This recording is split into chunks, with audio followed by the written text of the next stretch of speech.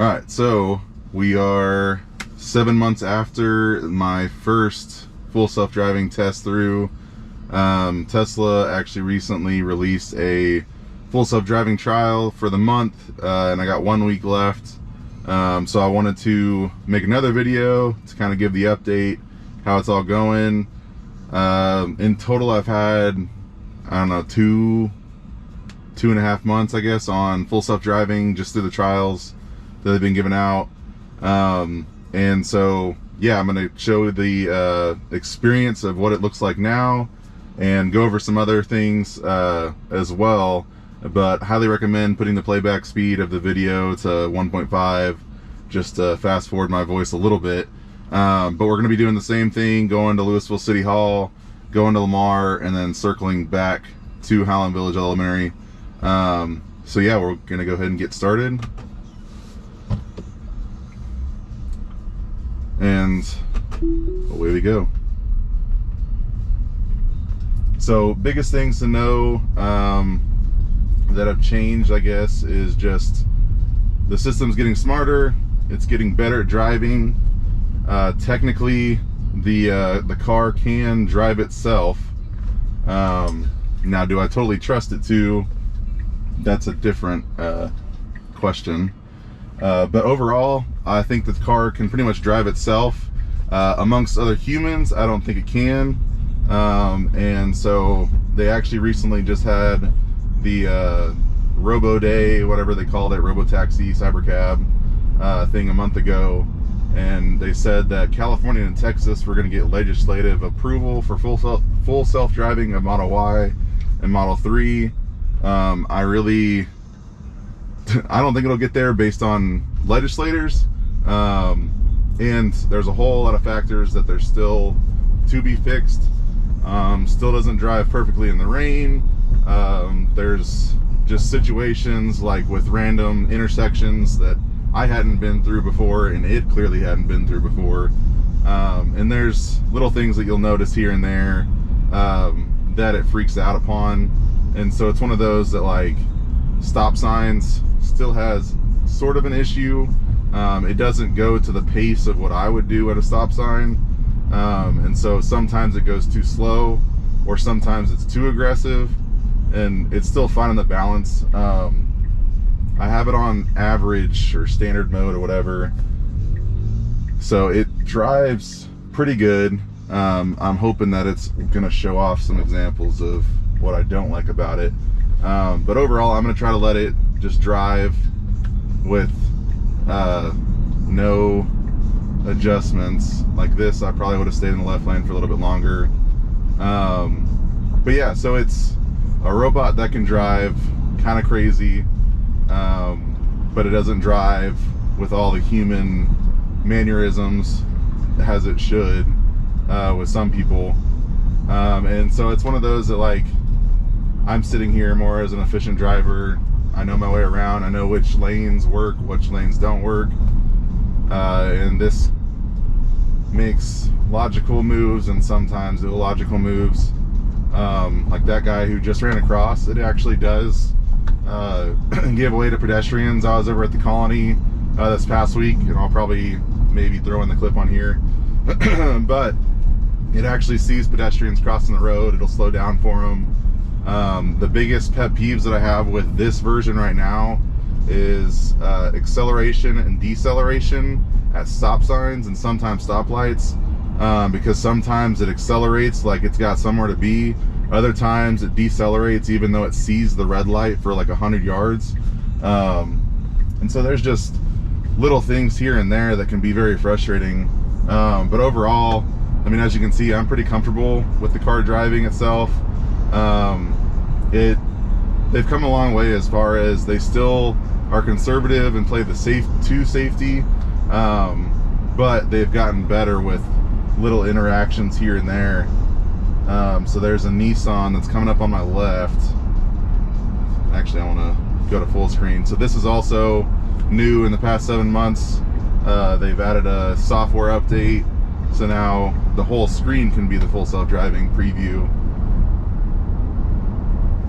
But it's pretty nice. There's some situations where I wish it'd go faster. other situations where it speeds over the speed limit and I need it to go down. And then of course sometimes lane adjustments are a little frustrating because it's like, what are you doing? It doesn't work like that. But overall it's like, it'll get you there. It might not get you there correctly on human standards, but it'll get you there.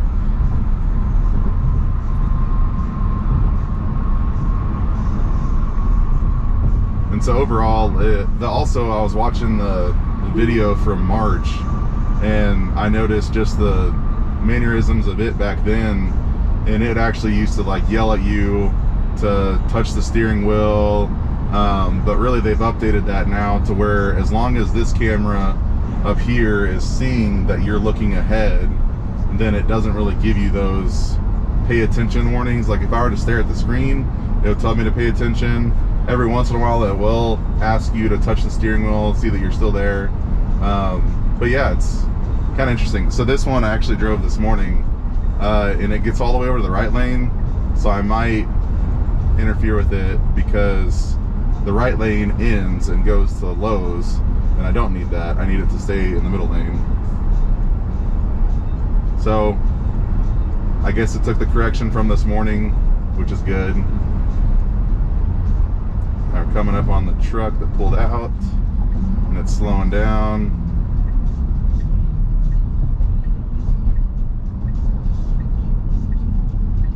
But overall it drives pretty smooth. It's just the hissy fit days that I don't understand, that it, like I said, it accelerates you like you're on a roller coaster. It decelerates and uses the actual brake at yellow and red lights. The yellow lights are kind of annoying because sometimes it like slams on its brakes whenever us in Texas will just keep accelerating. So it is good to go.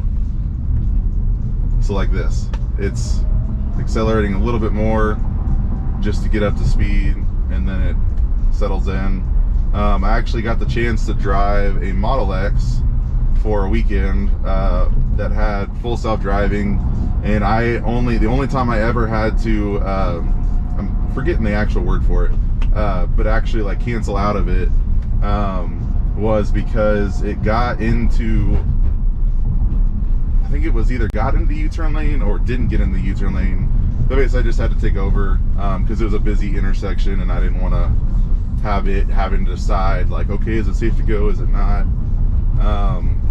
But yeah, so driving the Tesla has been awesome. I've had it for almost 2 years. I'll be doing a whole Facebook post kind of breaking down the analytics of charging costs, charging speeds, just ownership in general, and that's where I'll do more of the breakdown and stuff. But I did have, in the beginning of October, my front drive unit actually, there's a sensor inside of it that failed, and so I had to make an appointment for schedule a service appointment, and that was happened in early October, and the earliest scheduled appointment time was October like 23rd or 26th or something.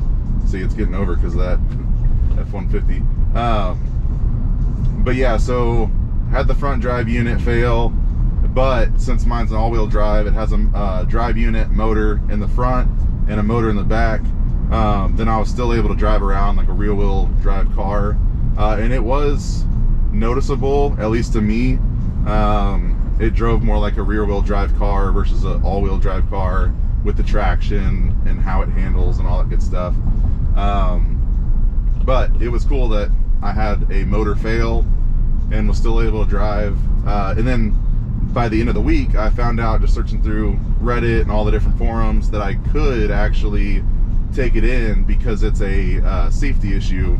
And then they took it in. I got a loaner Model X that I got to drive around with, and so then I had a lot of stuff to do around town, of course, for my job.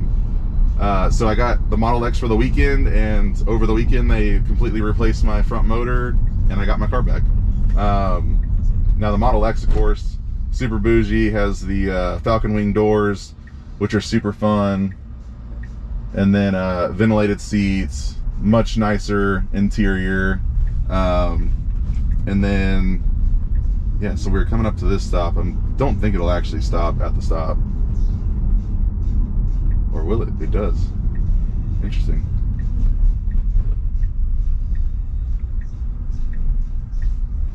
Alright, so I'm going to cancel out. And then I'm going to reset once this truck passes by. And I'm going to get it. Actually didn't know what it would do with that. I'm hoping that I can just continue, but I guess not. So we're going to X that out and then continue on to our next destination.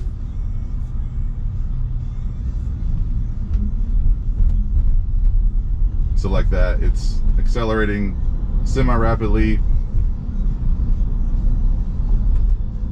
Still sketches me out a little bit as far as how close it gets on the right side, but I guess it knows. So I'm just gonna leave it be with that. And then yeah, it still puts on the turn signal for this part for whatever reason. Like it's, I guess, considering it's merging lane or merging streets. And then also construction up here has completely changed from the last time that we drove. The bridge was still, half the bridge was, or I guess the whole bridge was still up. Now they have half the bridge torn down. And so the old route back in April was on the right side, but they have that side demoed. And so now you have to go left and then a little bit of a squirrely to the right. Now, when it was in the left lane, full self-driving, it worked.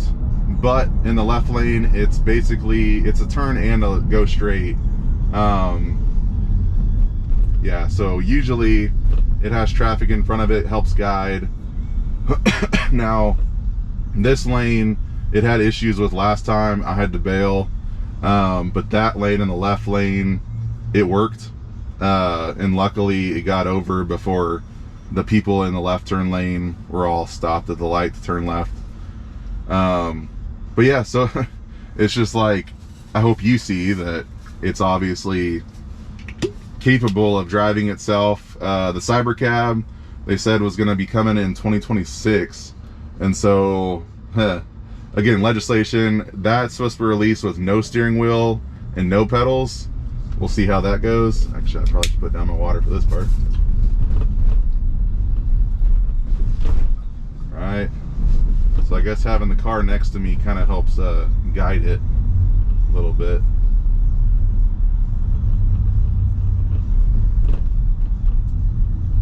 And then yeah, so everything worked out good. But yeah, so Cybercab, they announced 2-door with cargo space. I don't know why it's getting over. I guess because of where I put the next street. Yeah, no pedal, no steering wheel. They say 2026. It's Tesla. They're late on everything. It's just apparent at this point. But they always do come out with their goals, which is cool. And so rumor is they might release the Cybercab with, or Cybercab, whatever they call it. As far as if they do release with steering wheel, with pedals, that'll be a really cool economy car, I think, if they come out with the pedals and steering wheel. But the Cybercab is supposed to come out at like 25,000 or something like that, like less than 30. So it's supposed to be the economy car that just gets you around. Then they also released announced the Robo Van, which is more like your, I think it said fit up to 18 or 20 people or something. And so it's like a miniature bus that you could drive around with. And it wouldn't have a driver with pedal and steering wheel and all that good stuff. So this is interesting. I got a guy kind of racing on my butt right now, and then I got this guy with cautions on.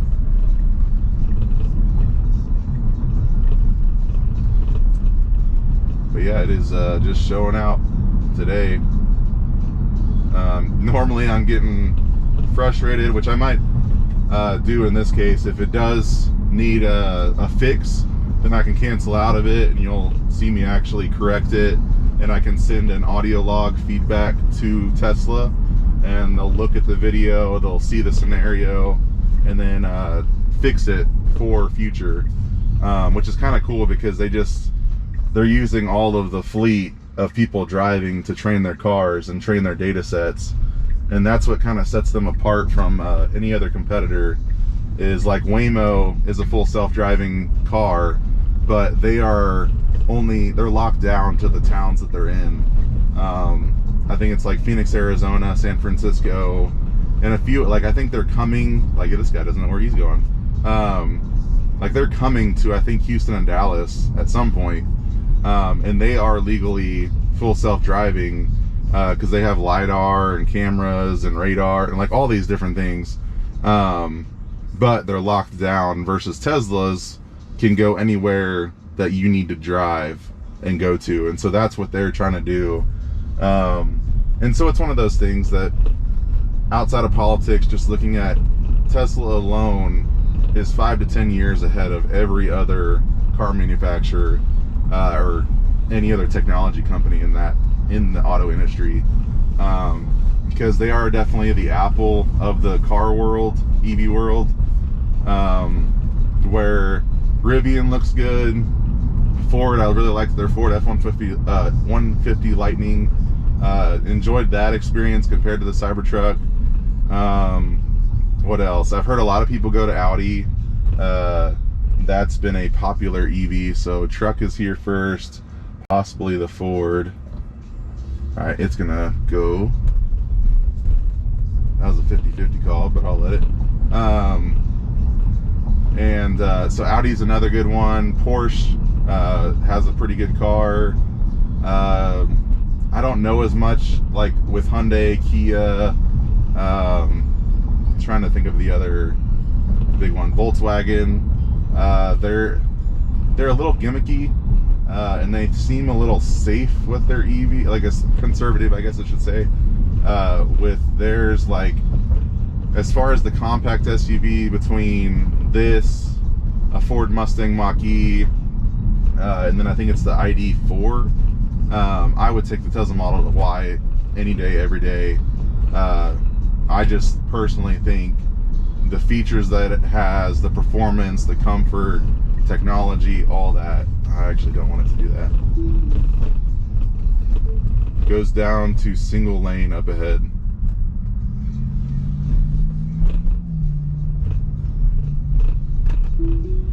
So yeah, it tries to get over to pass this guy, but it's like, as you can see, cars always park on the right side. And so it's little things like that where even though in its mind it's like, oh, it's a 2-lane road, I can drive on it, it's gonna awkwardly go back and forth as it tries to find the most efficient route. So it's little things like that where technically it would figure itself out and get back over into the middle lane, but in a human aspect, if I had somebody behind me, they're gonna close that gap, and then I'm gonna have to wait for them to pass to go around them. And then right here, it applied brakes when it saw there was a car in front, it saw there was a stop sign coming up. It could have slowed down, but it didn't. So there's little things like that where it's just, yeah, it doesn't make sense.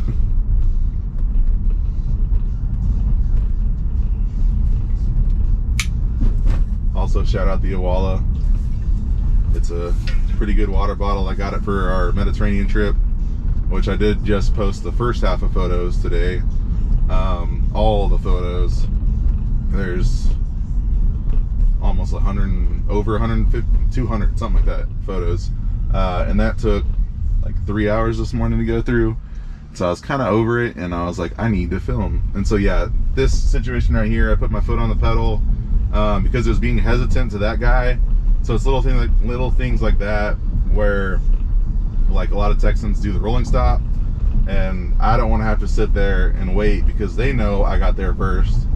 But then the Tesla's taking forever to decide, should I go? And it's like, no, just, you can press the pedal and basically reaffirm this is the correct decision, roll with it, go.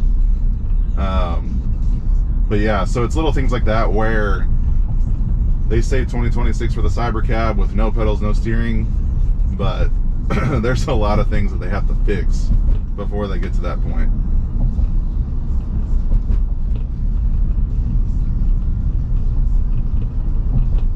And then once we get over to the Highland Village, then I'll show off the new actually Smart Summon ASS, because they love to make little acronyms for everything, but that one I can actually summon the car to me.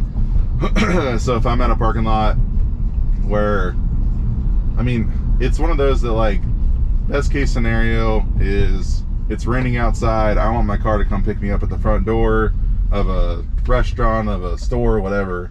But as you'll see once I show it, is that it doesn't go past like 100 yards. You have to be within range. And then the other annoying thing was that it doesn't work in the rain. So I think I have a screen recording footage that I can show, which I'll do that at the end of the video, just to show off those kind of features. And it also does have like auto park features and whatnot, which is cool. But we are coming up to another stop that I will have to, yeah, see, it's like, that's not an entrance, that's an exit actually. But I'm gonna go and edit the trip, cancel it out, and go to Highland Village.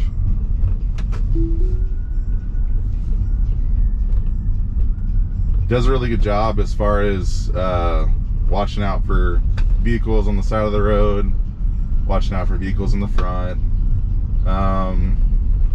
Let's see.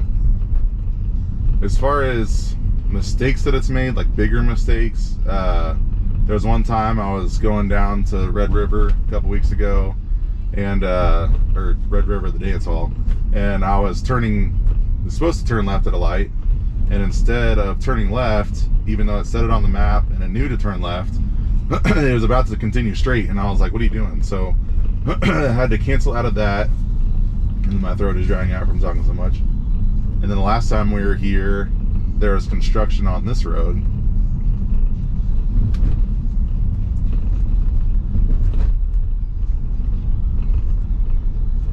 So it recognizes the person there.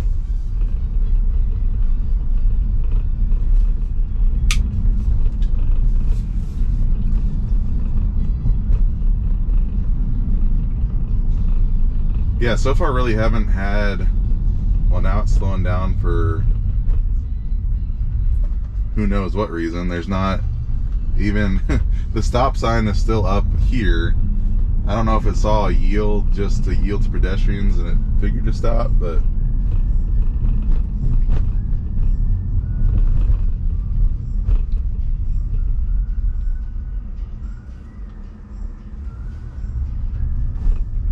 so it does a full safety stop for any of the police enforcement watching, which is funny because majority of humans don't do that. They go quicker, and so it goes through the whole look left, look right, look straight, even though it has 8 cameras and sees and has a viewpoint of even more than the human eyes do. But yeah, so it's just little things like that where it's safe, but it's almost too slow, and that can become dangerous with the right equation of people around you.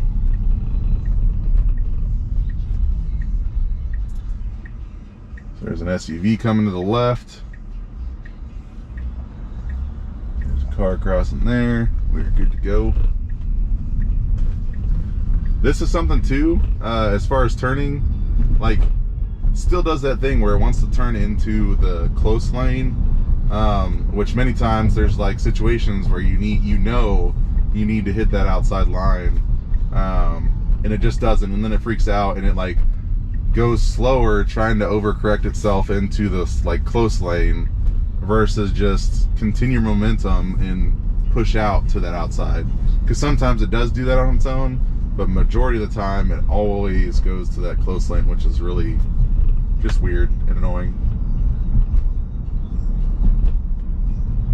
It's still $100 a month, or $8,000 to have it for the life of the vehicle. They still haven't added any transfers or any of that kind of stuff, which is kind of, I personally would add a once or twice transfer, but clearly they, like, for whatever reason, they're wanting people to buy in, but not reward people for staying with Tesla. Maybe they're doing that tactic so like you have to buy a lot, and then I'm like, don't go. Okay, you can go now.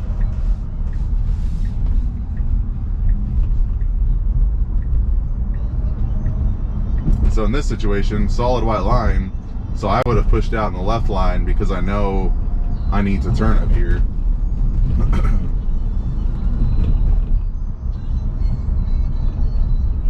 And they're still doing updates here and there. I think it's still full self-driving version 12.5 or 6 or something. And they'll eventually come out with version 13. But it is super cool. The car has gotten a ton of updates, so it's never felt like the car is almost 2 years old and yet only feels maybe a year old. Like, it just, they've added so many more updates continually to make the software look better, make it function better. Just little things here and there that kind of just elevates that experience. And I would say the next closest manufacturer that is in this kind of realm is Rivian. They've done a lot better, and they just had a UI software update, so it looks better. And they're definitely more of the, they have a truck and an SUV. They're going to be coming out with a compact SUV, a compact hatchback, and they're definitely more of the adventure vehicle.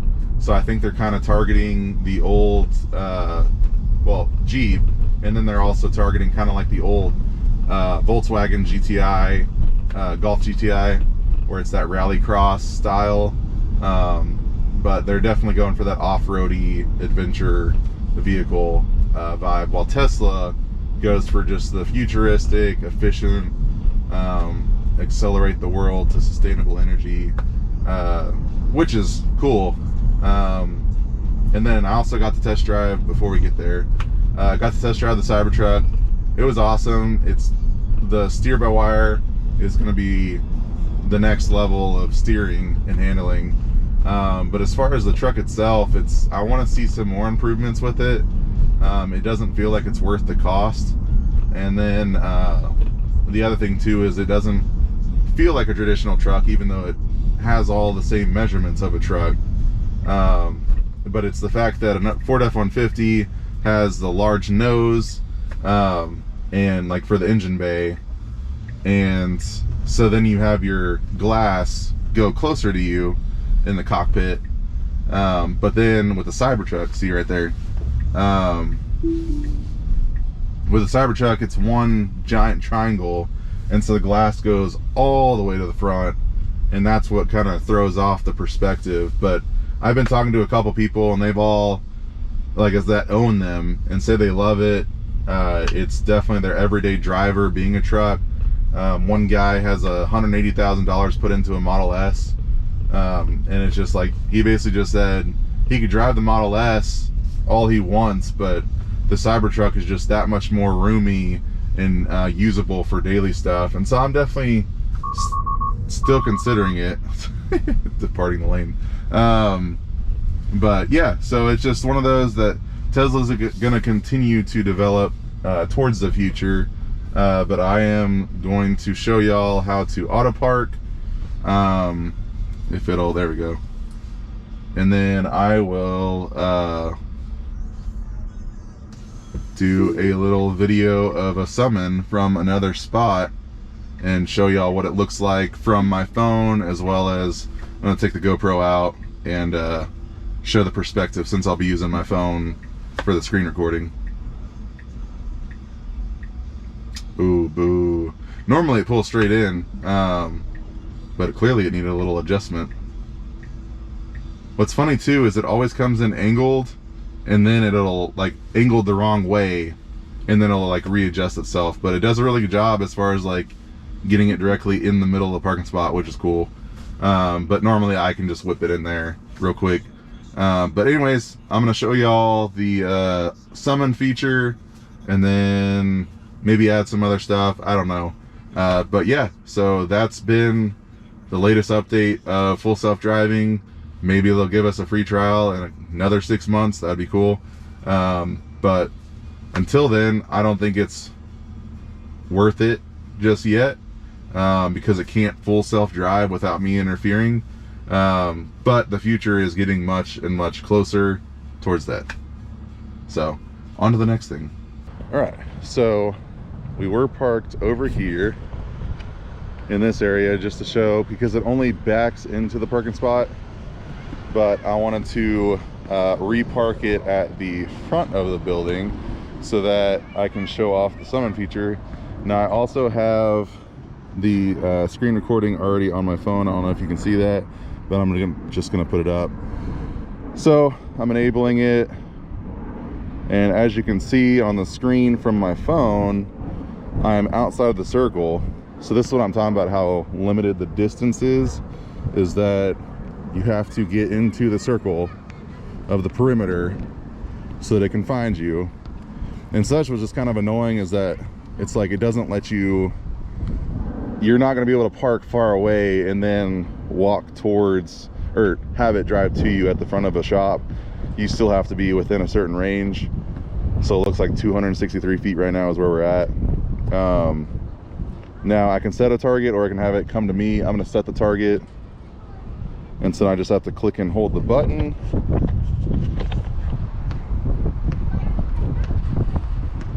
And then as you can see on the screen, it shows the viewpoint, so it's going in reverse, showing the rear camera.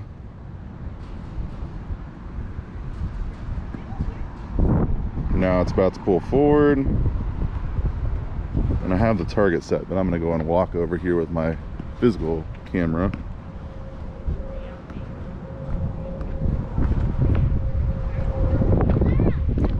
So here it comes, just driving down all by itself. There's nobody in the car,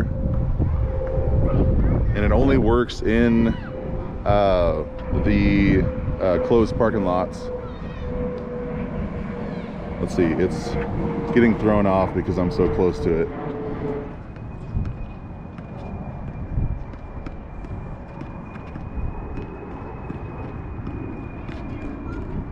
There we go. So now it's figured out a route to come our way.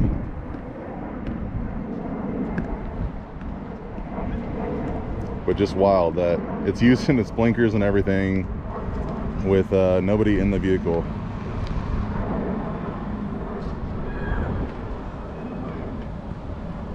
And there we go.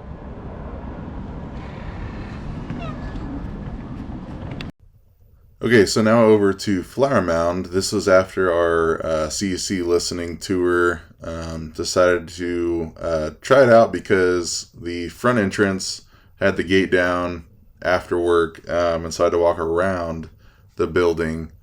And so here I am in the blue dot, finally making it into the perimeter. And then of course it finally comes up where I can adjust the target. So I set it, and I could have walked, because yeah, it's like 250 feet away. So it's not the biggest range to work with.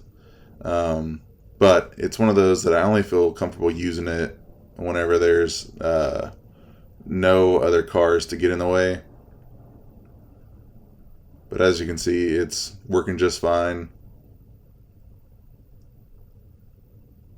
Makes a left turn.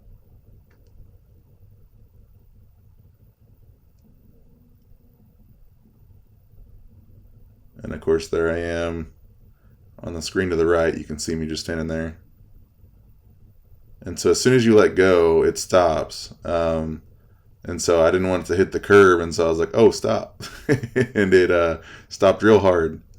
But yeah, so that's the Flower Mound use case. But then here's Valley Creek. And this is the use case I was talking about earlier as far as what you would want to happen. It's raining outside, heavy downpour, and I need it to come pick me up at the front of the church. But what I realize is the car is technically pointed the wrong way, angled the wrong way, and you'll see in a second what happens. So finally set up the target, starts backing up, and it was giving me warnings with the rain that I couldn't see with the camera, but I was like, you know what, we're gonna make it work. And so just click and hold to go to target. The problem now is that it's facing the wrong way. And again, just heavy downpour. Cameras may be blocked. So it's just sitting there in the parking lot. I'm sitting here trying to figure out when the world's going on. I need it to come to the front. Get it to nudge some more. Shows that it's driving forward, but now it's figuring out, how do I turn around? And I was like, you know what? This is a good stopping point right here. I was out of the range of the car, and so I was underneath the ledge. And then I'm thinking, oh boy, I get to run over that way. Oh, not yet. This is whenever I was on the side of the building, trying to see if I can get it to just reverse backwards. And then I ran for it.